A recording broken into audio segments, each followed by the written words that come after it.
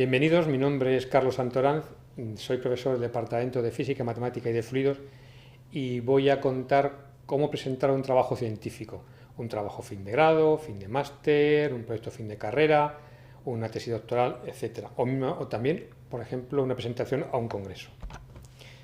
Vamos a comenzar por una frase que es muy simple. El actor que mejor improvisa es el que no improvisa. Eso quiere decir que cuando vamos a contar algo, pues a defender nuestro proyecto fin de carrera, nuestro proyecto fin de grado, nuestra tesis doctoral, hay que haber estudiado, haber ensayado tantas veces que sea algo natural lo que vamos a hacer. No hay que improvisar nunca cuando estamos subidos justamente a las tablas o cuando estamos delante del monitor, cuando tenemos una videoconferencia y vamos a la cámara y vamos a explicar el trabajo que hemos realizado. Es cuando no hay que improvisar. Solamente el que alguien pueda dar bien una charla solamente depende del número de veces que la haya ensayado y de que siga ciertas reglas básicas en oratoria. ¿De qué voy a hablar? Voy a hablar de las fases de la presentación, que hay un antes, un durante y un después. Es muy importante marcar estos tiempos para saber cuánto tengo que dedicarle a ese antes, cuánto voy a dedicarle a ese después, a esas preguntas que me van a hacer y cómo resolverlas. ¿Y qué tengo que saber para hacerlo bien? Pues tengo que responderme a unas preguntas. Igual que en medicina se pregunta al paciente qué le pasa, desde cuándo le pasa y a qué lo achaca, para hacer una buena presentación tenemos que saber qué vamos a contar, a quién se lo vamos a contar, cómo se lo vamos a contar, dónde se lo vamos a contar y para qué lo contamos. En general, en nuestro caso será para pasar unos estudios de grado, unos estudios de máster.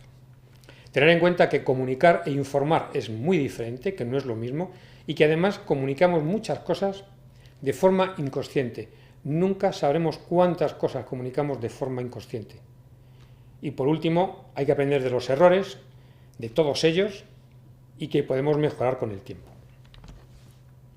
La primera premisa es: todos podemos hacerlo muy bien. Y es verdad. A unos les costará 2 días, a otros 10 minutos y a otros toda una vida. Pero todo el mundo puede hacerlo bien, siempre y cuando trabaje justamente su discurso. Vamos a hablar de muchísimas cosas, de conocimientos, de medios, de tiempos, de glosofobia, de gestos, relajación, de voz, de humor, de estilismo, tecnología. Todos estos ítems que aparecen aquí son ítems de los que hablaremos a lo largo de esta exposición.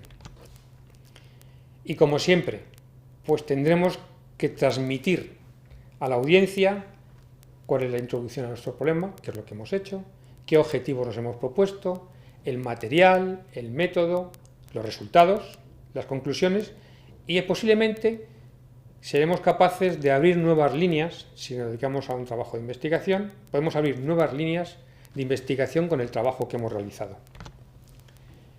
Cuando presentamos documentos, en general, y esto es muy importante, nos jugamos en muy pocos minutos muchísimas horas de trabajo. Primeramente hemos hecho un documento escrito, normalmente para un trabajo fin de máster, una tesis doctoral o un trabajo fin de grado.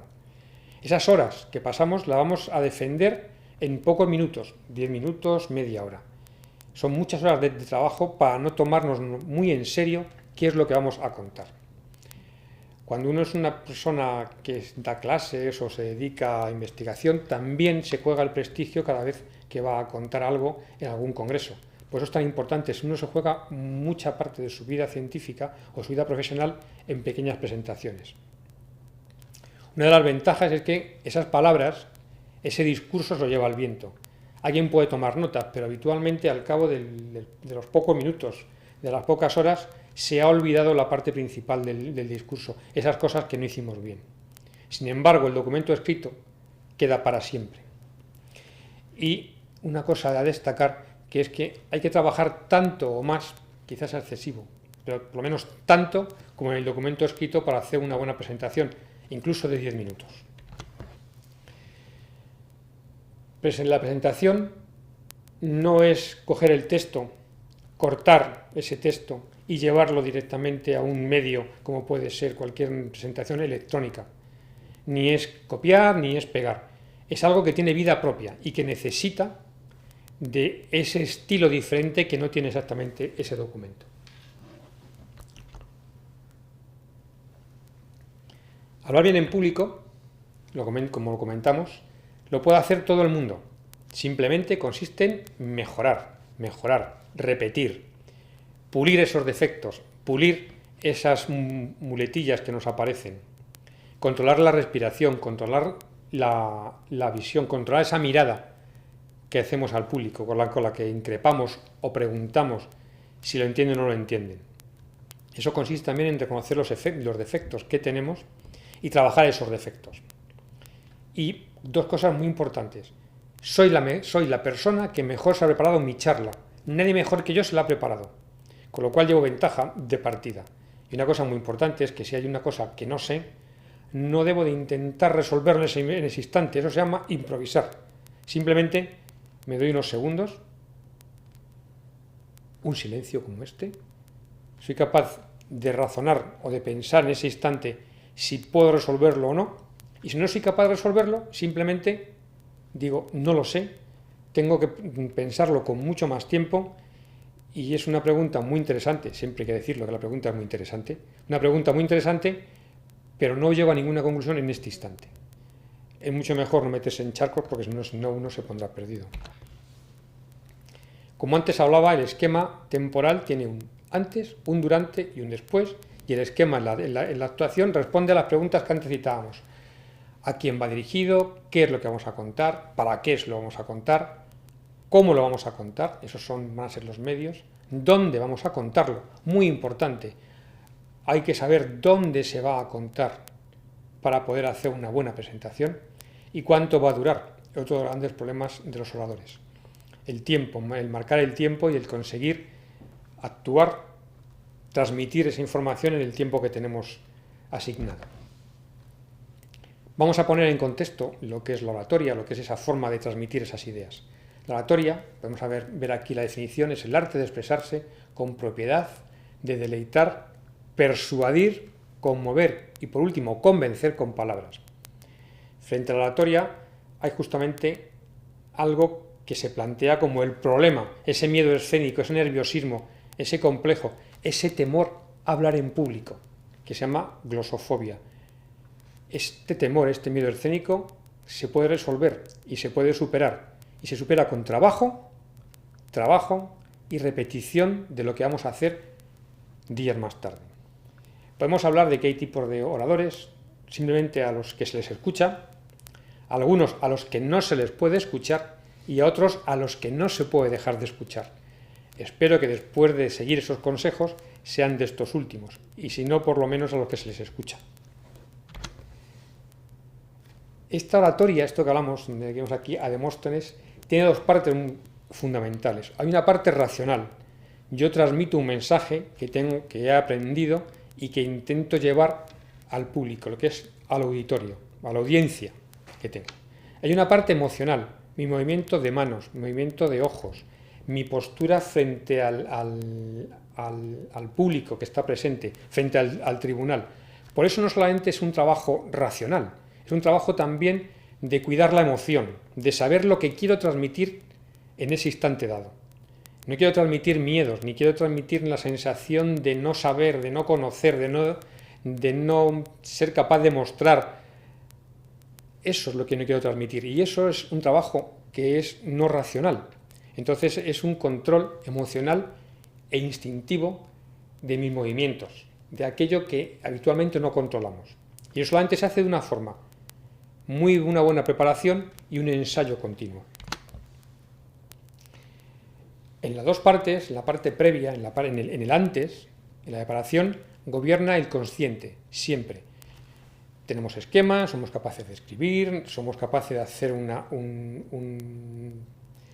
una pauta de las ideas que quiero transmitir y cómo la voy a transmitir. Entonces, eso es relativamente fácil en un principio porque es tomar muchos datos de la parte de lo que tengo escrito para llevarlo a la parte que voy a mostrar en esta presentación oral. Una vez que lo tengo, repito y repito hasta que consigo fijarlo dentro del inconsciente. Un actor, cuando se aprende el papel, simplemente al principio está pendiente de lo que está diciendo para seguir el papel que tiene que representar. Entonces no representa, solamente recita. Una vez que absorbe el papel, es capaz de expresar sentimientos además de las palabras que lleva el papel. Eso es lo que se está pidiendo en ese tipo de presentación. Tiene que ser fluida esa salida de conocimientos y además tiene que ser convincente para el tribunal. En el caso de la ejecución, entonces, lo que ocurre es que se libera el inconsciente y se deja al consciente en un segundo plano. Tengo tan asumido el papel, me sé tan bien la lección, que eso que estoy contando es algo absolutamente natural y no hay ningún problema. No me tiemblan las manos, no tengo la boca seca, no tengo paradas que no quiera. Veremos que las paradas, esos silencios, son fundamentales cuando quiero motivar al público que me está escuchando.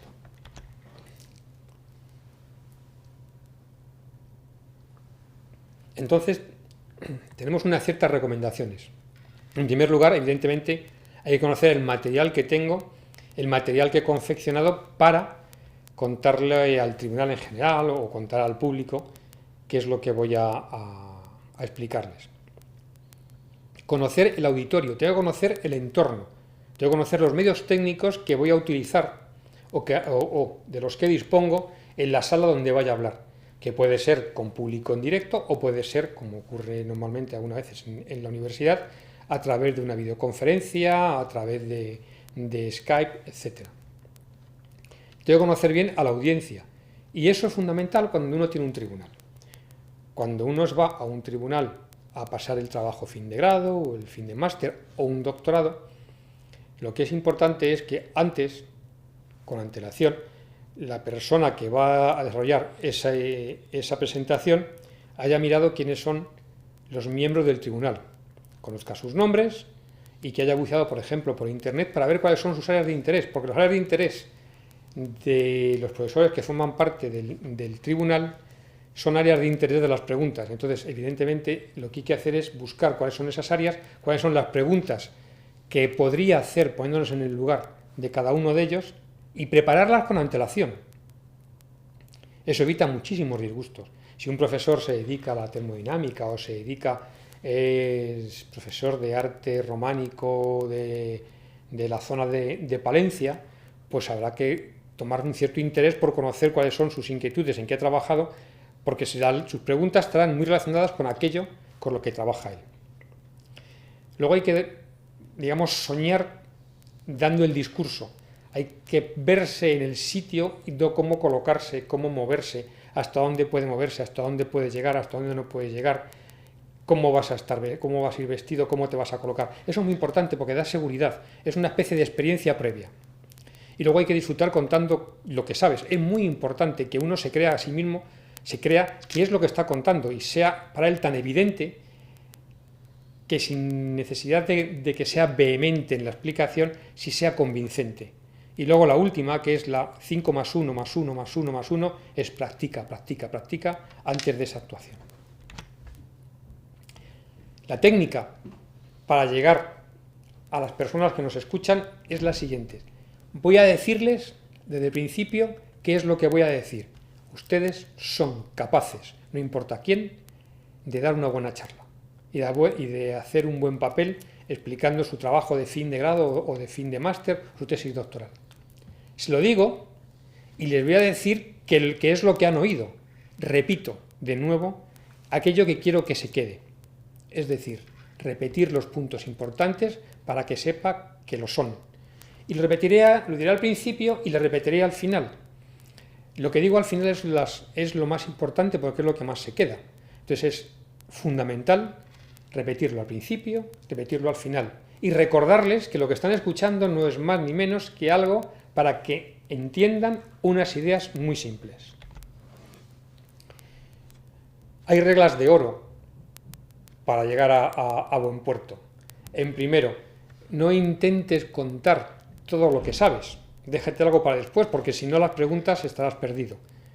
Deja preguntas abiertas por el camino, en donde tengas hecha una preparación previa, porque seguramente es como dejar trampas. Si dejo trampas, alguien entrará en la trampa y tendré la respuesta acertada. Perfecta. Esa pregunta es muy interesante. De hecho, ya había pensado previamente en ella y tengo una diapositiva que quizá pudiera resolverle su duda. Es una pregunta, es una forma de actuar. Eso lleva a guardar diapositivas. Tengo que tener más material, mucho más material guardado en ocultas, si utilizo, por ejemplo, cualquier tipo de estos programas para las presentaciones, de las que voy a contar inicialmente. Puede que de luego no me hagan falta, pero si las tengo, siempre puedo parar, poner en negro la pantalla que estoy mostrando al profesor o estoy mostrando a la audiencia, buscarla, volver a poner en blanco y enseñar esa diapositiva que va a marcar la diferencia entre alguien que se sabe que se lo ha preparado muy bien y aquel que improvisa en ese instante. No hay que abusar de nada en la presentación. Da marea que haya muchísimo movimiento, muchísimas imágenes que aparezcan y desaparezcan. Eso es fundamental. Tengo que focalizar la atención en el que habla. El que habla soy yo, que como se dice seguramente es la novia en ese caso, no en lo que está apareciendo en la pantalla. Y debo prever las preguntas. Por eso decía que es muy importante conocer quiénes son aquellos que nos van a juzgar, porque sus preguntas van a estar en relación con aquello que estén trabajando habitualmente. Todo va muy bien, pero tenemos un problema. Nuestra atención tiene un límite.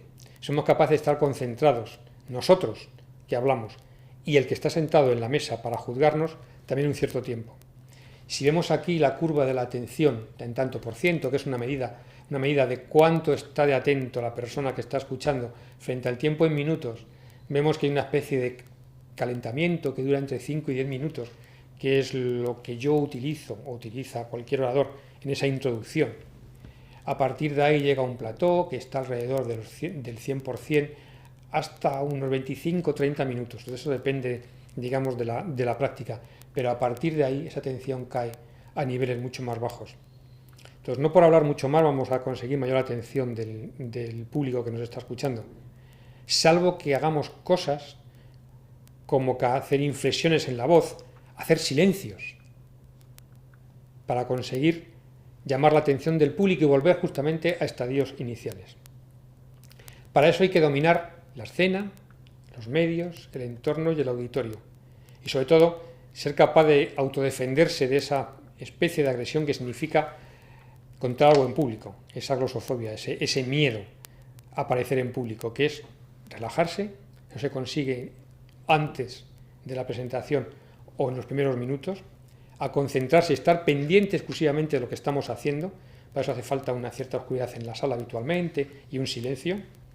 Articular y vocalizar bien para que se nos entienda.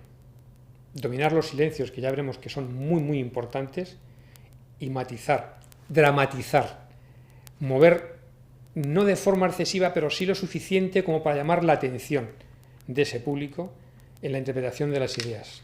Decía Herbert Simon que la atención humana es un medio, es algo que es muy escaso, un recurso muy escaso.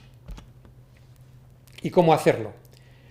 Pues cómo hacerlo es fácil. Cuando hacemos el documento, dividimos en epígrafes, párrafos y frases.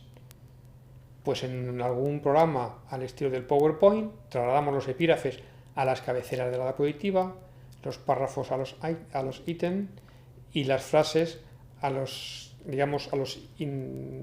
sub-ítems dentro de cada diapositiva, con una o dos palabras, pero no mucho más.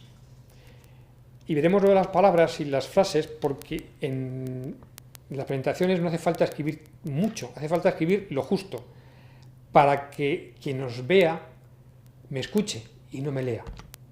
Entonces, ¿cómo se hace? Pues es como la luna, en fases. Una idea, palabra, palabra, palabra, segunda idea, palabra, palabra, palabra, y así sucesivamente. Esto al final, esta primera idea irá arriba o irá en la parte principal, estos serán cosas que colgarán, los ítems que cuelgan de esa parte principal. Así es como se empieza a construir, a base de diapositivas medio vacías y la vamos rellenando. ¿Cómo lo hacemos? Pues lo hacemos habitualmente con un programa que se llama PowerPoint o cualquier otro presentador que puedan tener en Linux o puedan tener en cualquier otro tipo de de sistema operativo. No nos da, y como pongo aquí, y eso se remarca, no nos da ni debe darnos toda la información para seguir la clase. Hay que sorprender un poco al auditorio, a esa audiencia en realidad que tengo.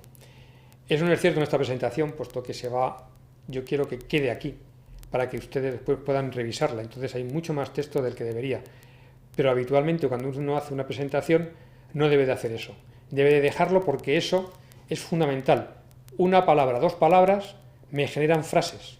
Y esa frase, esa oración que yo voy a decir, no debe estar escrita, porque entonces quien esté en el tribunal o quien esté entre el público puede leerla. Leen más rápido de que yo hable siempre. Y entonces irán por delante de mí, llevarán ventaja. Como ven ahí, es una ayuda, no es la charla. Simplemente es un guión que yo debo de seguir. Debe de marcarme pautas. Y esas pautas son las que deben estar escritas ahí. Es mucho mejor que, como se hacía antes, con notas. Llevar papeles siempre implica tener que agachar la vista para leerlos e irlos pasando. Y las manos son traicioneras y nos puede hacer que cambiemos los papeles de sitio y tengamos que estar buscando la ficha que corresponda.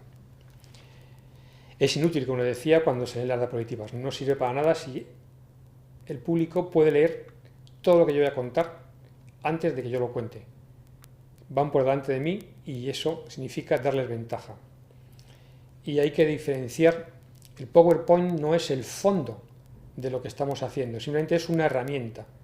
Por lo tanto, no hace falta florituras, no hace falta fondos magníficos, trabajadísimos, ni hace falta imágenes, animaciones por todas partes. No, eso probablemente lo único que haga es, durante la fase previa, durante el antes, es distraerme de la parte principal. Y durante la frase de presentación, distraer al público de lo importante que es el mensaje que yo estoy emitiendo, que estoy mandándoles. Sugerencias, pues son simples en las listas, que es la que habitualmente se utiliza. 8 palabras por línea, 8 líneas por página, una idea por línea y frases afirmativas. Son consejos, pero son, digamos, sentido común. Por ejemplo, el PowerPoint, la cantidad de textos. Si yo le pongo una diapositiva como esto, ni yo soy capaz de leerla ni ustedes tampoco. Entonces no sirve absolutamente para nada. Tendré toda la información que me pueda hacer falta, como esto que es un programa de un curso, pero sin embargo no sirve para nada y si lo leo puedo aburrir a las personas que me estén escuchando. Esto es una cosa que no se debería de hacer. La cantidad de texto ha de ser reducida, cuanto menos mejor. No poner palabras muy pequeñas, ni no utilizar el texto unos fondos muy pequeños. Por ejemplo, esto de aquí se lee con mayor dificultad a una cierta distancia que como se leen otras que son aquí mucho más grandes. No poner animaciones, tener mucho cuidado en las combinaciones del texto con el fondo, porque muchas veces no se ven. Hay gente que es daltónica y también tenemos problemas cuando escribimos y usamos colores puros. Algunas veces no consiguen distinguir unas cosas de otras, sobre todo con el fondo. El rojo, el verde y el azul puros dan problemas de focalización en muchas personas y tampoco se pueden leer. En muchos casos aparece el salvapantallas y muchas veces no queremos que aparezca y es un problema. Entonces, la idea principal es utilizar un título y utilizar un texto, si quieren, de manera diferente. Fíjense que este texto de aquí en amarillo no se ve, simplemente. Queda muy bonito, posiblemente la pantalla del monitor, que tiene bastante más iluminación y es mucho más fácil de ver, pero cuando llegamos a las semi-iluminadas y lo ponemos con la potencia de un proyector de vídeo, este amarillo no se ve. Y luego un par de destacas para cuando queramos remarcar algún punto en concreto. Esas son de las cosas más habituales. Podemos combinar colores, entonces esta letra se lee mejor que esta otra. Esta letra se lee mejor que esta, los fondos, pues en fondo azul, el blanco, amarillo, naranja, fucsia y verde se ven bien, aquí se ve siempre bien el blanco, combina muy bien. Esta letra se lee mejor, no, a pesar de todo. El fucsia funciona muy bien también, que hay todos los colores, aquí no funcionaría. Se buscan los colores complementarios del fondo, pero si tienen dudas sobre cuál va a ser la calidad de la luz que va a tener en la sala donde va a ir, es mejor ir al blanco y al negro, que nunca dan problemas. Los problemas que provoca Windows sí que son importantes y es que tengamos abiertos a la vez muchos programas, con lo cual se puede enlentecer muchísimo la presentación. Es algo que tiene que tener muy en cuenta. Si utilizamos nuestro ordenador, con otros conocemos la velocidad que tiene, pero podemos utilizar ordenadores que tengan en las salas de proyección, en los salones de actos, y eso genera el problema de que suelen ser muy antiguos y van muy lentos. Y si abrimos películas y tengo además una hoja de datos abierta y tengo el PowerPoint abierto, puede ir muy lento. Y una cosa muy importante es que muchas veces las películas solamente funcionan en mi ordenador. Entonces hay que probarlo antes de hacer la presentación. Uno va antes, que también forma parte, digamos, de la higiene cerebral para llegar a ese para hacer una buena presentación. Uno llega antes, si le obligan a uno a utilizar el ordenador que no es el suyo, copia los ficheros y entonces prueba previamente que funcione todo. Y vamos a ir con uno de los puntos más importantes, que son las imágenes. Las imágenes están permitidas y son recomendables. ¿Qué hacen? Ayudan a aclarar conceptos o a marcarlos. Muchas veces solamente consiste en marcarlos, en que quede una imagen, una idea visual, que es mucho más importante para nuestro cerebro que las palabras, dejar una imagen que marque lo que queríamos decir. Eso quiere decir algo simple, tiene que significar algo, no es poner imágenes por poner imágenes. Hay que ponerlas que signifiquen algo. En este caso no significa absolutamente nada, esto es un desierto, es una imagen bonita, es un desierto con unos donde se ven una especie de espejismos. Es una imagen que puede relajar, pero que no quiere decir nada con respecto, digamos, al texto que estamos, al discurso que estamos teniendo, salvo lo contrario. Esta sería una afirmación negativa. No utilizar imágenes que no digan nada. Es muy importante porque las imágenes nos generan una memoria visual que es la que queda mayor tiempo en nuestro cerebro. Y como decía Alicia en el País de las Maravillas, ¿para qué queremos un libro que no tenga dibujos o imágenes? Podemos decir, como una broma, que es una palma, utilizando el humor, que si una imagen digital tiene más de millones de bytes de datos, una imagen vale más que 1.000.000 de palabras. En lugar de una imagen vale más que 1.000 palabras, que se decía hasta, digamos, llegar a la era digital. Esto del humor también funciona, pero hay que tener muchísimo cuidado en la utilización del mismo. Hay gente que empieza con chistes las presentaciones. Yo los aconsejo completamente en la presentación de tesis doctoral, una presentación, digamos, oficial donde hay un tribunal. Es posible quizá en un congreso empezar con un toque de humor para relajar tanto al público asistente a la sala, a esa reunión, como para el mismo presentador. Una cosa muy importante, y eso da idea de la falta de preparación de los estudiantes en general o de mucha gente de las presentaciones, es que se dan cuenta que el tiempo se les acaba y tienen 20 diapositivas por pasar. Y entonces pasamos lo que se llama el acetateamiento digital, a pasarlas muy rápidamente las diapositivas. Eso da una imagen terrible de una falta de preparación, de no haber medido el tiempo suficiente número de veces. El que habla pierde la concentración, por lo tanto el hilo, y por lo tanto se va a despistar. Y el que sufre el paso de imágenes cada 2 o 3 segundos pierde directamente el interés por lo que le están contando, porque está perdido, está absolutamente perdido en esa charla que le están dando a una velocidad tan alta de diapositivas. Y se nota sobre todo que no está bien preparada. Eso es algo que sin querer estamos mostrando. Una cosa fundamental también es la ortografía, este error que da horror. Hay que tener muchísimo cuidado con la ortografía. Hay que repetirlo, hay que pasar los correctores ortográficos y a ser posible que alguien, si no somos técnicos en la materia, sea capaz de revisar que no falten tildes o que no esas frases estén siempre bien colocadas. Las abreviaturas, abreviar nombres de personas, el significado de las siglas, hay que explicarlo en algún sitio. Nuevamente al principio de la presentación hay que hacerlo y evitar problemas como algunas veces aparecen en la prensa.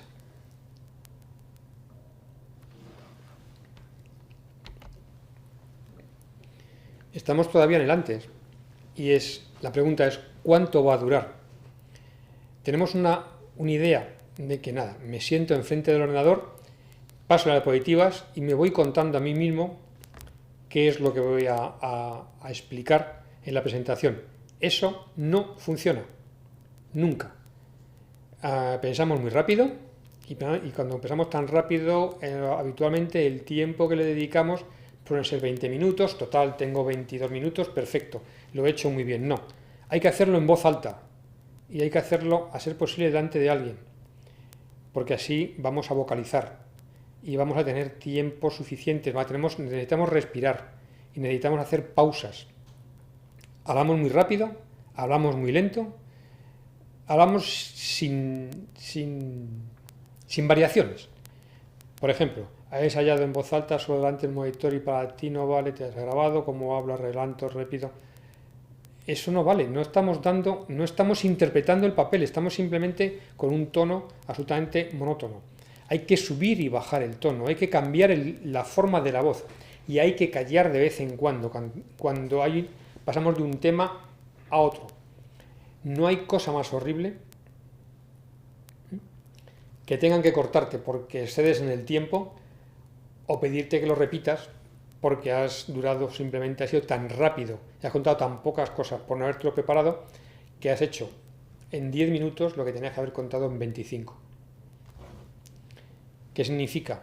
Lo hago una vez, apunto el tiempo, lo vuelvo a hacer otra vez, modifico alguna diapositiva que encuentro los errores entonces porque sí que leo lo que hay en la diapositiva y explico, y entonces una vez hecho eso me doy cuenta de que hay un error, una errata, que ahí tengo una falta, que el acento no está bien colocado, que no se entiende bien, que la letra en ese caso es demasiado pequeña o demasiado grande, etc.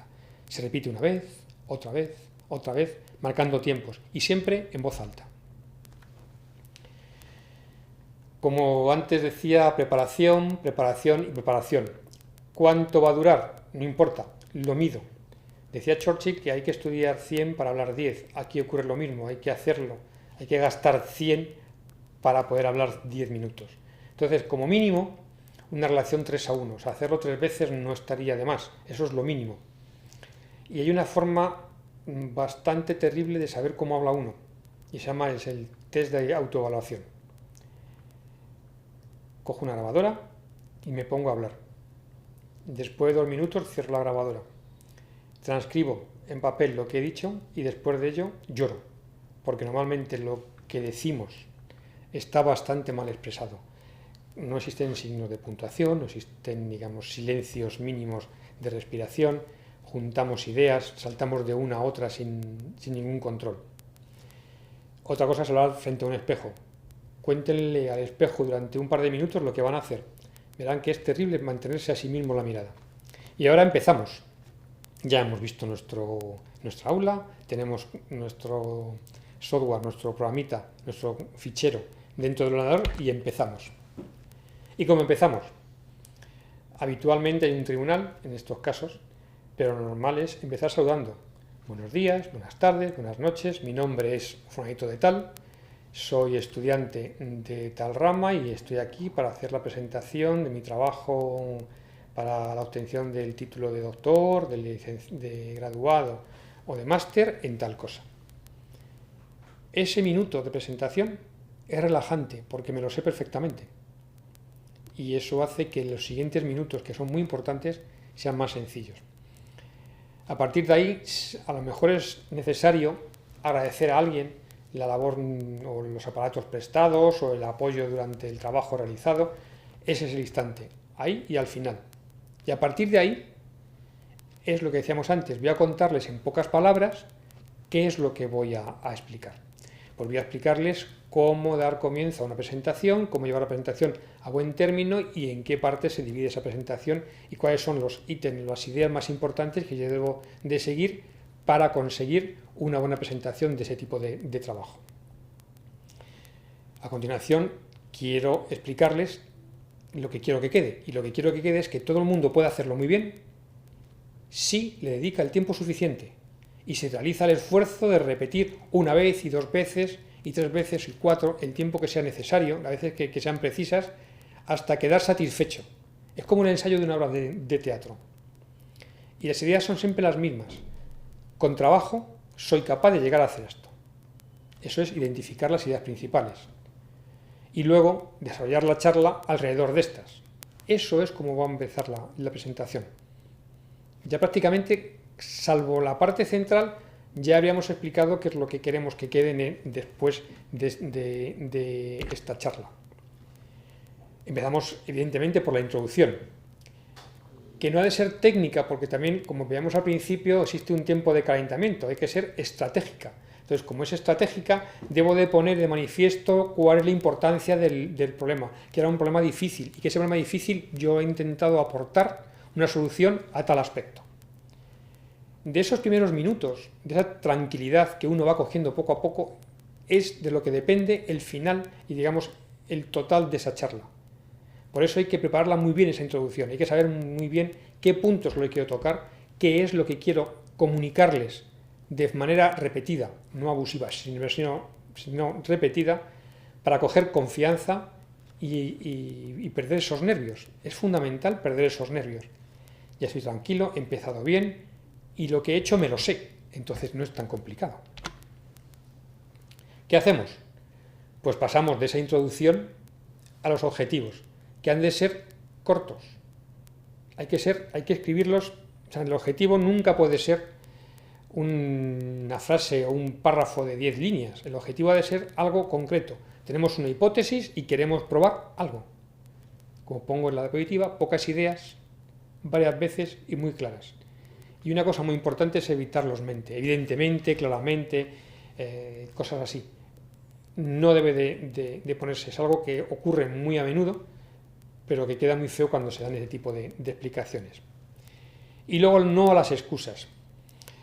No se puede empezar una charla de trataremos de poder explicar. No, si va usted a tratar es que no se lo ha hecho bien. O sea, voy a explicarles cómo funciona. Lamento que no se vea bien. Bueno, eso a lo mejor la culpa no es suya, pero lamento que sea tan pequeña la letra. Es problema de que usted no sabe para bien esa presentación.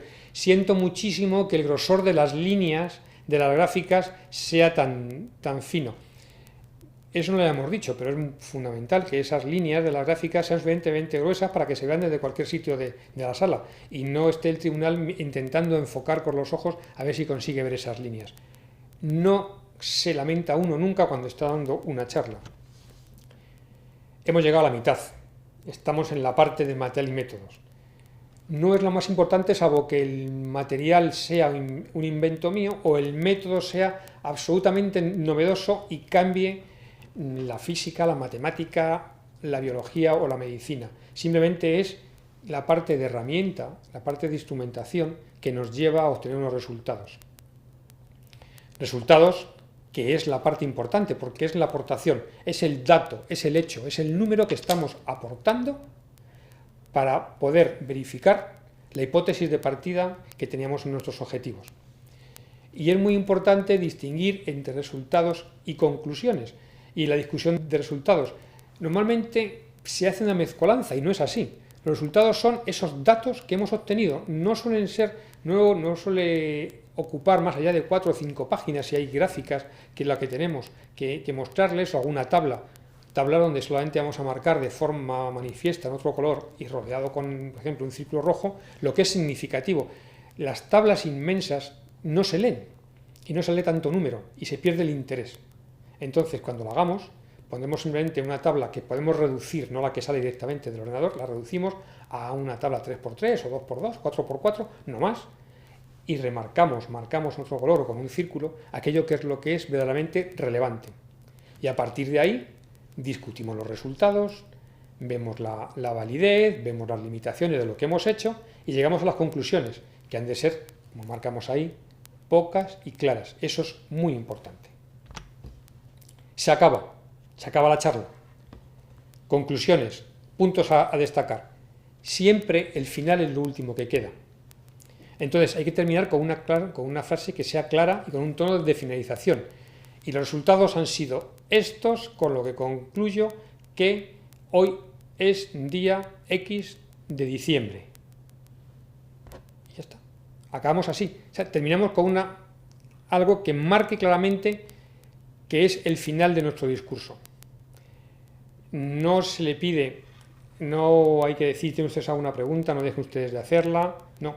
Un silencio es suficiente, porque siempre habrá alguien, el presidente de tribunal o será el chairman si es un congreso, que va a introducir las preguntas. Simplemente uno se calla, espera, que ya harán las preguntas. Y sobre todo, una cosa fundamental, cuando decimos, y por último me gustaría destacar, debe ser lo último, porque si no se convierte en lo penúltimo o lo antepenúltimo que sea destacar. Y eso no debe hacerse así. Simplemente cuando uno dice que es lo último que va a contar, es que de verdad es lo último y que esa es la última frase o conjunto de frases que va a explicarles al resto del público que está, directamente dentro de la sala. Y después de eso, la última frase debe ser categórica para que sepa que es el final. Y ahora las preguntas. Como siempre hay preguntas habitualmente. Primera premisa y lo más importante es escuchar. Escuchar. Y les he dicho escuchar. Escuchar de nuevo. No intentar cortar jamás a la persona que habla. Hay que dejarle que termine. Durante un tiempo, la persona que expone es la novia. Ahora le toca a otros. Entonces, durante el tiempo que quieran comentar algo o preguntar, aunque sepamos la respuesta, lo que hay que hacer es escuchar. En todo caso, es tomar notas. Y tomar notas no significa ponerse a escribir todo lo que dice. Es tomar las palabras clave de lo que nos han preguntado o nos han contado para poder responder. Responder más rápido no significa saber más, significa ser impaciente. Y eso es una idea, algo que no queremos dar. O sea, esa impresión de impaciencia no queremos darla. Queremos dar la impresión, habitualmente, de una persona seria, sobria y que sabe estar en su lugar. Luego, es en posición de atención, escuchar a la persona que hace la pregunta, si es que la hace, tomar nota y cuando ha terminado, dejamos un par de segundos, digamos, de intercambio de papeles y respondemos. Eso es fundamental. No hace falta responder, o sea, ni de forma sí, no, lleva después siempre alguna explicación adicional, pero tampoco hace falta enrollarse, no hace falta contar y contar y contar.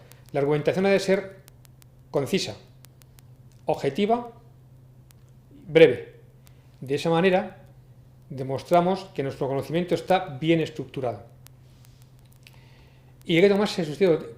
Cuando pongo aquí, se toma su tiempo, es importante tomárselo, porque muchas veces la respuesta puede ser variada o algunas veces nos molesta ese tipo de preguntas, como pues no lo he entendido o por esta cosa no me parece bien esta pregunta.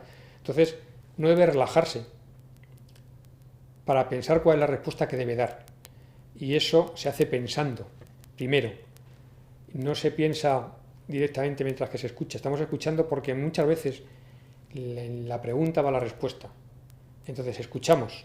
Tenemos un arma que es lo que nos está contando y la vivencia que tenemos de haber sabido cuáles son sus áreas de preferencia previas para después poder contestar. No perdemos el tiempo en respuestas largas y si no lo sabemos simplemente decimos que no lo sabemos. Se puede decir, no pasa nada, porque a lo mejor la pregunta está fuera de contexto. No es la persona que habla la que dice que está fuera de contexto. Deberá de decirla, por ejemplo, o el presidente del tribunal o el chairman si estamos en una charla. Pero claramente uno contesta lo que sabe y lo que no sabe no lo contesta. Y para terminar, por último, lo que tiene que quedarnos claro es que si practicamos, siempre podemos hacer una mejor presentación. Muchas gracias.